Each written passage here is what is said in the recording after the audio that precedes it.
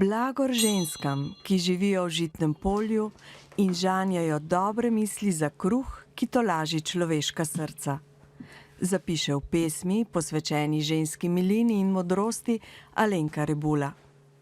Mi ženskam ob dnevu žena podarjamo modre, ljubeče in pogumne misli dveh žensk, ki sta si z vztrajnostjo in iskrenostjo utrli pot do polnega, svobodnega življenja. Moja starša sta iz različnih religij in je potem oče prevzel krščansko. Ampak mi smo imeli, jaz sem imela doma še vedno zmeraj 2 božiča, pa 2 velike noči in tako naprej. Pot v skupnosti za zavest Krišne. Tu je našla, kot pravi, vse odgovore na svoje vprašanja o Bogu in o duhovni naravi človeka. Ta preprosta razlaga, kdo je Bog oziroma kaj je religija in kako v vsakdanjem življenju živeti skladno s temi pravili, prepovedmi in predpisi za pravilno življenje, so se mi zdela zelo blizu, zelo taka uporabna v vsakdanjem življenju. Ne nekako daleč tam, nedosegljivo, ne vem kdaj, ne vem kje, v neskončnosti. Jaz sem hotela zdajle ta trenutek srečati Boga, ne pol, ne vem, v nebesih. Zdajle, jaz ga zdajle rabim, zdajle rabim ta nasvet, zdajle rabim pomoč, zdajle rabim razodetje, zdajle rabim razsvetljenje, ne polkam ne vem, kaj vse naredila, ker to mi je bilo tako pogojeno. Bog pa, kot pravijo, ni pogojen, mi smo, se pravi, to me je pritegnilo, da ni problem v tem, da Bog nas ne sliši. Bog nas sliši, seveda ne sliši, samo jaz njega ne slišim. In ta pot zavesti Krišne mi je pomagala pri meni odkriti, kje so tiste ovire oziroma prepreke ali pa nekaj, za kar jaz mogoče ne želim v resnici Boga srečati, ker sem zavistna, ker si mislim, kakšna oseba, to ni oseba, ne more biti oseba. Ta koncept se mi je zdel zelo preprosto dosegljiv in veliko stvari je bilo takih, da sem jih dejansko jaz pri sebi lahko razrešila na način, da se mi ni bilo treba v bistvu ničemer ne vem kako odpovedati. In rezultati so bili tudi zmeraj taki, da sem jaz postajala srečnejša. Se pravi, če je pomoč prava, ji sledi napredek, pravijo. In tle sem imela idealno priložnost kot antropologinja, vem, da je treba iti na teren pa probati, in potem vidiš rezultat.